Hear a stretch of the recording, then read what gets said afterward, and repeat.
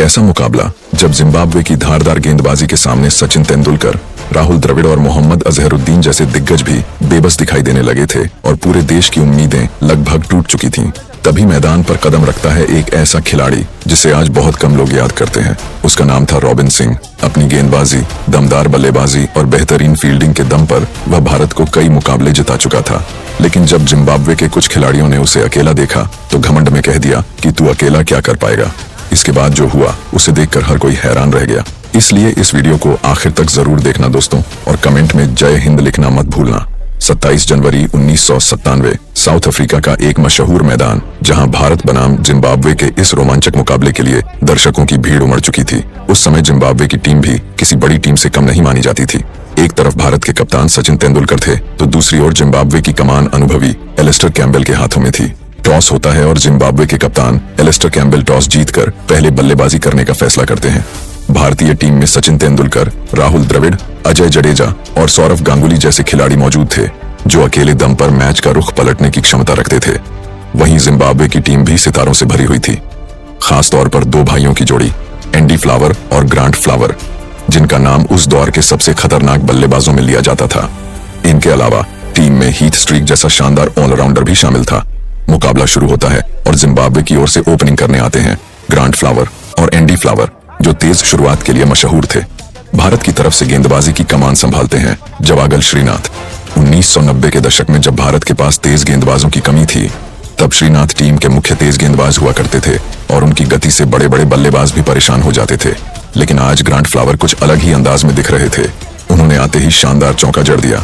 इसके बाद तो मानो उनका आत्मविश्वास बढ़ गया और उन्होंने लगातार चौकों की बारिश शुरू कर दी। दूसरी ओर एंडी फ्लावर भी तेजी से रन बटोरने लगे। दोनों तरफ से रन तेजी से बनने लगे थे। तभी गेंदबाजी के लिए आते हैं वेंकटेश प्रसाद, जो नई गेंद से स्विंग कराने में माहिर माने जाते थे। उन्होंने एक ऐसी तेज और सटीक गेंद डाली कि एंडी फ्लावर उसे समझ ही नहीं पाए और सीधे क्लीन बोल्ड हो गए। विकेट गिरते ही वेंकटेश प्रसाद के चेहरे पर खुशी झलक उठी और मैदान में भारतीय समर्थकों की तालियां गूंजने लगीं। इसके बाद बल्लेबाजी करने आते हैं जिम्बाब्वे के भरोसेमंद खिलाड़ी एंडी फ्लावर, जिन्हें उस समय टीम का वन मैन आर्मी भी कहा जाता था। उन्होंने कई बार अकेले दम पर टीम को जीत दिलाई थी और आज भी उसी इरादे से क्रीज पर उतरे थे। आते ही एक गेंद पर वह LBW होने से बाल बाल बचते हैं। दूसरी तरफ ग्रांट फ्लावर लगातार चौके लगा रहे थे। छोटे भाई को आक्रामक खेलते देख बड़े भाई एंडी फ्लावर ने भी एक बेहतरीन चौका जड़ दिया। दोनों भाई मिलकर जिम्बाब्वे की पारी को संभालने में जुटे थे, लेकिन तभी ग्रांट फ्लावर एक हल्का शॉट खेलते हैं और रन लेने के चक्कर में एंडी फ्लावर को रन आउट करवा बैठते हैं। राहुल द्रविड़ के शानदार डायरेक्ट हिट की वजह से भारत को एक और बड़ी सफलता मिल जाती है और जिम्बाब्वे को बड़ा झटका लगता है। अब क्रीज पर आते हैं पॉल स्ट्रैंग, जो अपनी लेग स्पिन के लिए पूरी दुनिया में मशहूर थे और साथ ही मिडिल ऑर्डर में तेज पारियां खेलने के लिए भी जाने जाते थे। मैदान पर आते ही उन्होंने आक्रामक अंदाज अपनाया और भारतीय गेंदबाजों पर हमला बोल दिया। चौकों की झड़ी लगने लगी और रन तेजी से बढ़ने लगे। इसी बीच गेंदबाजी करने आते हैं भारत के युवा तेज गेंदबाज सलील अंकोला। उनकी तेज गेंदबाजी के सामने ग्रांट फ्लावर टिक नहीं पाए और एक गेंद सीधे जाकर स्टंप से टकरा गई। ग्रांट फ्लावर को पवेलियन लौटना पड़ा। उस समय जिम्बाब्वे का स्कोर 3 विकेट के नुकसान पर 51 रन था। इसके बाद बल्लेबाजी करने आते हैं कप्तान एलिस्टर कैम्बेल, जिन्हें टीम का सबसे जिम्मेदार खिलाड़ी माना जाता था। मैदान पर आते ही उन्होंने अपने अलग अंदाज में बल्लेबाजी शुरू की और एक शानदार चौका भी लगाया। अब पॉल स्ट्रैंग और एलिस्टर कैम्बेल दोनों मिलकर तेजी से रन बनाने लगे। चौकों की बारिश होने लगी और देखते ही देखते जिम्बाब्वे का स्कोर 100 रन के पार पहुंच गया। पॉल स्ट्रैंग अपनी अर्धशतक के करीब, जबकि दूसरी तरफ कप्तान एलिस्टर कैम्बेल भी शानदार फॉर्म में नजर आ रहे थे और लगातार बाउंड्री लगा रहे थे। तभी गेंदबाजी के लिए फिर से आते हैं वेंकटेश प्रसाद। उनकी एक सटीक गेंद पर पॉल स्ट्रैंग बड़ा शॉट लगाने की कोशिश करते हैं, लेकिन गेंद हवा में चली जाती है और अनिल कुंबले आसान सा कैच पकड़ लेते हैं। पॉल स्ट्रैंग को 47 रन बनाकर पवेलियन लौटना पड़ता है। अब क्रीज पर आते हैं डेव हॉटन, जिनकी बल्लेबाजी के चर्चे उस समय पूरी दुनिया में थे। जिम्बाब्वे के विकेट गिरते जा रहे थे, लेकिन रन बनाने की रफ्तार अब भी बनी हुई थी। डेव हॉटन आते ही एक शानदार चौका जड़ देते हैं। दूसरी तरफ कप्तान एलिस्टर कैम्बेल भी लगातार चौके लगाते हुए अपना अर्धशतक पूरा कर लेते हैं। ऐसा लग रहा था जैसे वह इस पारी को बहुत बड़ी बना देंगे, लेकिन तभी गेंदबाजी के लिए आते हैं जवागल श्रीनाथ। उनकी एक तेज और सटीक गेंद पर कप्तान एलिस्टर कैम्बेल गलत शॉट खेल बैठते हैं और आउट हो जाते हैं और इसी के साथ उनकी कप्तानी पारी का अंत हो जाता है। अब क्रीज पर आते हैं गाय विठल, जो जिम्बाब्वे के सबसे खतरनाक ऑलराउंडरों में गिने जाते थे, लेकिन तभी गेंद थमा दी जाती है स्पिन के जादूगर अनिल कुंबले को। उनकी एक बेहतरीन गेंद पर डेव हॉटन गलत शॉट खेल बैठते हैं और कैच आउट हो जाते हैं। एक बार फिर जिम्बाब्वे की पारी लड़खड़ा जाती है। इसके बाद बल्लेबाजी के लिए आते हैं क्रेग इवेंस, जो लोअर मिडिल ऑर्डर में तेज और आक्रामक बल्लेबाजी के लिए दुनिया भर में मशहूर थे। मैदान पर उतरते ही उन्होंने बिखरती हुई पारी को संभालने की कोशिश की और कुछ शानदार शॉट लगाए। थोड़ी ही देर में क्रेग इवेंस ने अपना आक्रामक अंदाज दिखाना शुरू कर दिया और एक बेहतरीन चौका जड़ दिया। जिम्बाब्वे के समर्थकों में फिर से उम्मीद की एक नई किरण दिखाई देने लगी और टीम का स्कोर 200 रनों के पार पहुंच गया। तभी गेंदबाजी करने आते हैं वेंकटेश प्रसाद और अपनी शानदार गेंदबाजी से वह गाय भिटल को पवेलियन की राह दिखा देते हैं। दूसरी ओर क्रेग इवेंस अब पूरी तरह आक्रामक हो चुके थे और उन्होंने चौकों की झड़ी लगा दी। हालांकि पारी की आखिरी गेंद पर अनिल कुंबले उन्हें बोल्ड कर देते हैं, लेकिन तब तक इवेंस अपना काम कर चुके थे और जिम्बाब्वे की टीम का कुल स्कोर 236 रन हो चुका था। उस समय के हिसाब से यह एक मजबूत और जीत दिलाने वाला स्कोर माना जाता था। जिम्बाब्वे की टीम में भी एक से बढ़कर एक खतरनाक गेंदबाज मौजूद थे, जिनमें एडो ब्रांड्स, गाय भिटल, हीथ स्ट्रीक और क्रेग इवेंस जैसे नाम शामिल थे। ये सभी उस दौर के सबसे घातक गेंदबाजों में गिने जाते थे। दूसरी तरफ स्टार खिलाड़ियों से सजी भारतीय टीम के साथ जो होने वाला था, उसकी कल्पना किसी ने भी नहीं की थी। असली रोमांच और इस मुकाबले का थ्रिल अब शुरू होने वाला था। 237 रनों के लक्ष्य का पीछा करने के लिए भारत की पारी शुरू होती है। भारत की ओर से ओपनिंग करने आते हैं क्रिकेट के भगवान सचिन तेंदुलकर, जिनकी बल्लेबाजी का लोहा पूरी दुनिया मानती थी। सचिन अकेले ही किसी भी मैच का रुख बदलने की क्षमता रखते थे। उनके साथ थे क्रिकेट के दादा सौरव गांगुली, जिन्होंने अपने करियर में 11,000 से अधिक रन और 22 शतक बनाए थे। इन दोनों को देखकर ऐसा लग रहा था जैसे जिम्बाब्वे की टीम पहले से ही दबाव में आ गई हो। मुकाबला शुरू होता है और जिम्बाब्वे का गेंदबाज शुरुआत में ही एक वाइड गेंद फेंक देता है। गेंदबाज के चेहरे पर गांगुली का डर साफ झलक रहा था। दूसरी ओर मास्टर ब्लास्टर सचिन तेंदुलकर ने अपनी पारी की शुरुआत शानदार चौके से की। यह चौका इतना सटीक था कि फील्डर चाहकर भी उसे रोक नहीं सका। ऐसा लग रहा था कि सचिन अब अपने खतरनाक रूप में आने वाले हैं, लेकिन तभी गेंदबाजी करने आते हैं एडो ब्रांड्स, जो नई गेंद से स्विंग और सीम मूवमेंट कराने के लिए मशहूर थे। उनकी तेज और खतरनाक गेंदबाजी की चर्चा उस समय पूरी दुनिया में होती थी। उन्होंने एक ऐसी गेंद फेंकी जिस पर सचिन तेंदुलकर गलत शॉट खेल बैठे और कैच आउट हो गए। सचिन का विकेट गिरते ही जिम्बाब्वे के खिलाड़ी खुशी से झूम उठे, मानो उन्होंने पूरा मैच ही जीत लिया हो। कुछ खिलाड़ी तो मैदान में ही खुशी का इजहार करते नजर आए। सचिन तेंदुलकर केवल 6 रन बनाकर पवेलियन लौट गए। जिम्बाब्वे की खुशी तब और बढ़ जाती है जब बल्लेबाजी के लिए आते हैं जवागल श्रीनाथ। वह उस समय भारत के तेज गेंदबाज थे और आमतौर पर 9 या 10 नंबर पर बल्लेबाजी करते थे, लेकिन इस बार भारतीय टीम ने एक अलग रणनीति अपनाई थी जो जिम्बाब्वे के खिलाड़ियों के लिए पूरी तरह चौंकाने वाली थी। एडो ब्रांड्स की एक खतरनाक गेंद पर जवागल श्रीनाथ पूरी तरह असहज नजर आते हैं और ऐसा लगता है कि उन्हें गेंद समझ ही नहीं आ रही, लेकिन अचानक ही श्रीनाथ एक शानदार चौका जड़ देते हैं। यह देखकर जिम्बाब्वे की टीम भी हैरान रह जाती है कि एक गेंदबाज उन्हें चौका कैसे मार सकता है, लेकिन ब्रांड्स फिर वापसी करते हैं और अपनी एक तेज गेंद पर श्रीनाथ को क्लीन बोल्ड कर देते हैं। अब ऐसा लगने लगा था कि भारत की पारी ताश के पत्तों की तरह बिखर सकती है। इसके बाद नंबर 4 पर बल्लेबाजी करने आते हैं मोहम्मद अजहरुद्दीन, जो 1990 के दशक में भारत के सबसे खतरनाक बल्लेबाजों में गिने जाते थे। वह धीरे धीरे अपनी पारी को आगे बढ़ाने लगते हैं। दूसरी ओर सौरव गांगुली भी शानदार लय में दिखाई दे रहे थे और उन्होंने एक बेहतरीन चौका जड़ दिया, लेकिन असली मुकाबला अब शुरू हो चुका था। सौरव गांगुली अब भूखे शेर की तरह जिम्बाब्वे के गेंदबाजों पर टूट पड़े थे। उन्होंने लगातार आक्रामक शॉट लगाए और एक और शानदार चौका जड़ दिया। दादा के इस आक्रामक खेल को देखकर जिम्बाब्वे की टीम दबाव में आ गई थी। दूसरी तरफ मोहम्मद अजहरुद्दीन भी शानदार शॉट्स खेल रहे थे। तभी फिर से गेंदबाजी के लिए आते हैं एडो ब्रांड्स, जिन्होंने पहले ही सचिन तेंदुलकर और जवागल श्रीनाथ को आउट किया था। अपने नए ओवर में आते ही वह मोहम्मद अजहरुद्दीन को एक घातक यॉर्कर डालते हैं। इस गेंद पर अजहरुद्दीन क्लीन बोल्ड हो जाते हैं और भारत का तीसरा विकेट भी गिर जाता है। उस समय भारत का स्कोर केवल 40 रन था। यह लक्ष्य अब भारत के लिए काफी मुश्किल नजर आने लगा था और जिम्बाब्वे के खिलाड़ी आक्रामक अंदाज में जश्न मनाने लगे थे, लेकिन उनकी खुशी ज्यादा देर तक नहीं टिकती, क्योंकि तभी मैदान पर उतरते हैं द वॉल राहुल द्रविड़। वह ऐसे बल्लेबाज थे जो कई बार पूरे दिन क्रीज पर टिके रह सकते थे। मुकाबला आगे बढ़ता है और राहुल द्रविड़ अपने क्लासिक अंदाज में बल्लेबाजी शुरू करते हैं। वह एक शानदार कवर ड्राइव लगाते हैं। ये चौका इतना सुंदर था कि दर्शक खुशी से झूम उठते हैं।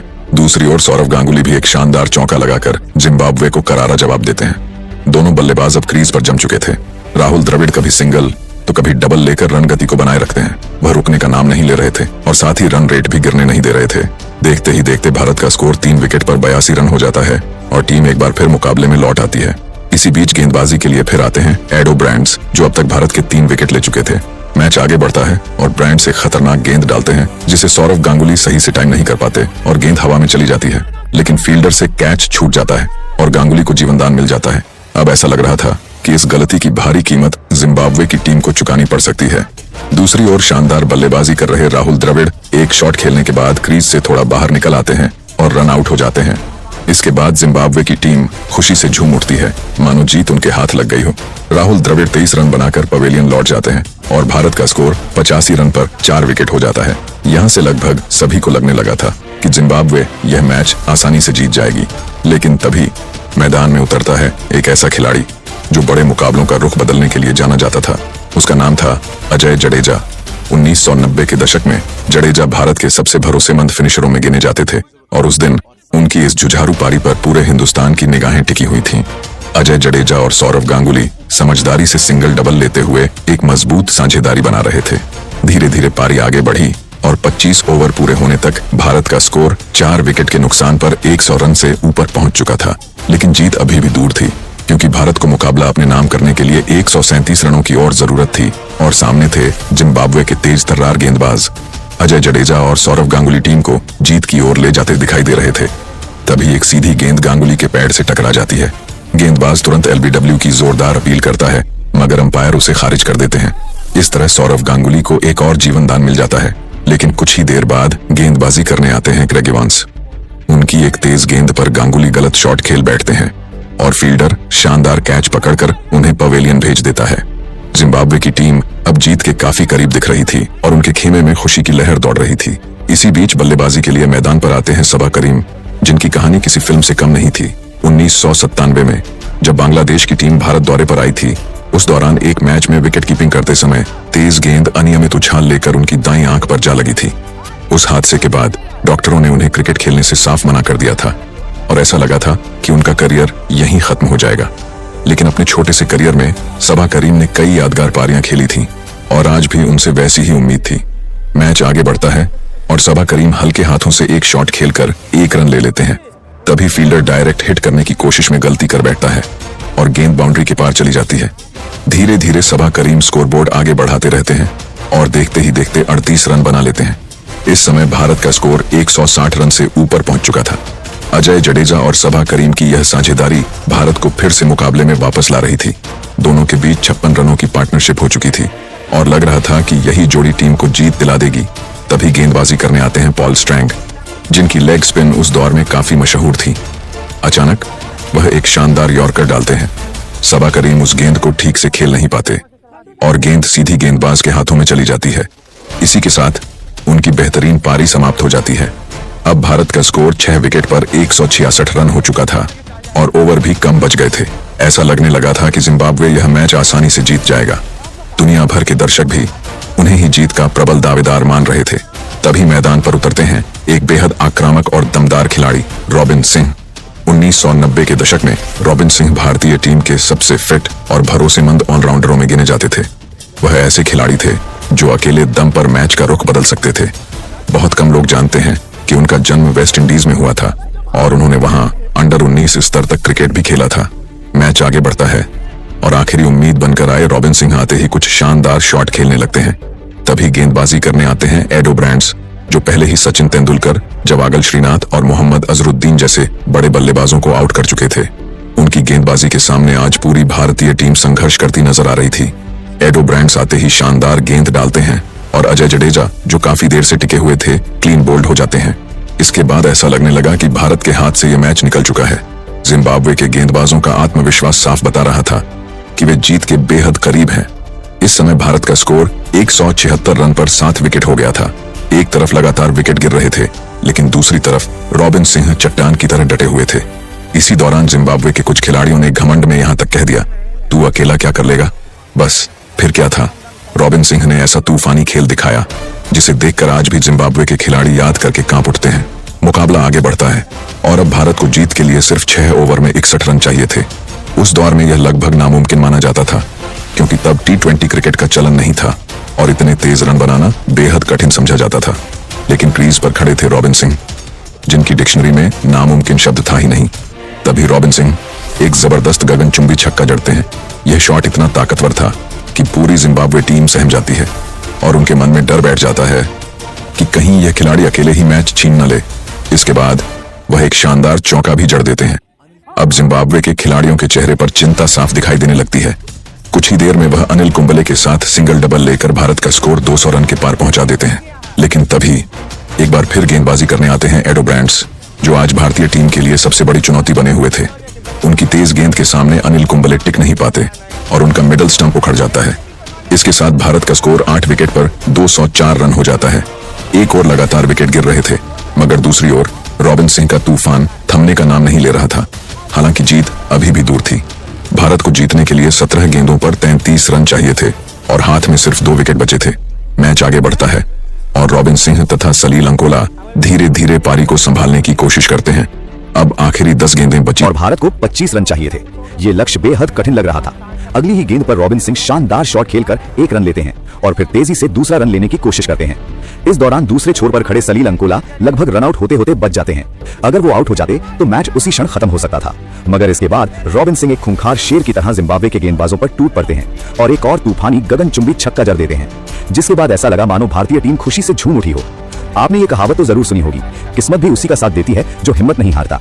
और उस दिन किस्मत पूरी तरह रॉबिन सिंह के साथ खड़ी थी। जिस गेंद पर रॉबिन सिंह ने जोरदार शॉट लगाया था, वही गेंद नो बॉल घोषित हो जाती है। इसके बाद भारत फिर से मुकाबले में वापसी का इशारा दे देता है, लेकिन तभी अगली ही गेंद पर 2 रन लेने की कोशिश में सलील अंकोला रन आउट हो जाते हैं और भारत की उम्मीदें एक बार फिर टूटती नजर आने लगती हैं। अब भारत को जीत के लिए सिर्फ 4 गेंदों में 8 रनों की जरूरत थी और हाथ में बचा था बस एक ही विकेट। दोनों बल्लेबाजों की जरा सी गलती पूरा मैच भारत से छीन सकती थी। तभी आक्रामक रॉबिन सिंह एक नई चाल चलते हैं और लेफ्ट हैंड गेंदबाज के सामने शानदार टाइमिंग के साथ एक चौका जड़ देते हैं। उस शॉट के बाद पूरे स्टेडियम में सन्नाटा छा जाता है। किसी को भी अंदाजा नहीं था कि आखिर ये मुकाबला किसके नाम होने वाला है। अब भारत को जीत के लिए आखिरी गेंद पर 2 रन चाहिए थे और विकेट भी बस एक ही बचा था। पूरे देश की सांसें थम चुकी थीं और रॉबिन सिंह के चेहरे पर दबाव साफ दिखाई दे रहा था। दूसरी ओर एडो ब्रांडर्स भी कम दबाव में नहीं थे। उन्होंने पूरे मैच में भारतीय बल्लेबाजों को खूब परेशान किया था, लेकिन रॉबिन सिंह के सामने वो पूरी तरह सफल नहीं हो पाए थे। रॉबिन सिंह, जो अब तक चौकों और बड़े शॉट्स की बारिश कर रहे थे, इस आखिरी गेंद पर क्या करेंगे, ये सवाल उस समय पूरी दुनिया के दिमाग में घूम रहा था। खैर, मैच आगे बढ़ता है और एडो ब्रांडर्स अपनी आखिरी गेंद फेंकते हैं। वो गेंद वाइड हो जाती है और सीधे विकेट कीपर के पास चली जाती है। ये देखकर रॉबिन सिंह 1 रन चुराने की कोशिश करते हैं, लेकिन गेंदबाज के तेज डायरेक्ट हिट की वजह से रॉबिन सिंह रन आउट हो जाते हैं और मुकाबला टाई हो जाता है। इसके बाद जिम्बाब्वे के खिलाड़ी पूरे मैदान में खुशी से झूमने लगते हैं। हालांकि अब उन्हें यह समझ आ चुका था कि किसी भी भारतीय खिलाड़ी को कमजोर समझना बहुत बड़ी भूल हो सकती है। क्रिकेट में पासा कब पलट जाए, इसका अंदाजा इसी मुकाबले से लगाया जा सकता है। रॉबिन सिंह ने लगभग हार चुके मैच में भारत को जीत के दरवाजे तक पहुंचा दिया था। उन्होंने ये साबित कर दिया कि 1990 के दशक में वो भारतीय टीम के सबसे भरोसेमंद फिनिशर्स में से एक थे। हालांकि आज के समय में रॉबिन सिंह का नाम उतना याद नहीं किया जाता, जितना श्रेय एक फिनिशर के तौर पर युवराज सिंह और महेंद्र सिंह धोनी को मिलता है, उसका 10% श्रेय भी रॉबिन सिंह को शायद ही दिया जाता है। उम्मीद है कि ये कहानी देखने के बाद फैंस रॉबिन सिंह की उस शानदार पारी को जरूर याद करेंगे। रॉबिन सिंह की इस दमदार परफॉर्मेंस की बदौलत भारत एक लगभग हारा हुआ मैच टाई कराने में सफल हो जाता है और जिम्बाब्वे को कड़ी टक्कर देता है। इसी शानदार प्रदर्शन के लिए रॉबिन सिंह को मैन ऑफ द मैच चुना जाता है। वैसे दोस्तों, आप रॉबिन सिंह की इस ऐतिहासिक पारी को 10 में से कितने नंबर देना चाहेंगे, हमें कमेंट करके जरूर बताइए। दोस्तों, उम्मीद है आपको ये वीडियो पसंद आया होगा, इसलिए वीडियो को लाइक करें, ज्यादा से ज्यादा शेयर करें और अगर आप चैनल पर नए हैं तो चैनल को सब्सक्राइब करना बिल्कुल भी ना भूलें, क्योंकि आगे भी ऐसी ही शानदार वीडियो आने वाली है। मिलते हैं अगली वीडियो में।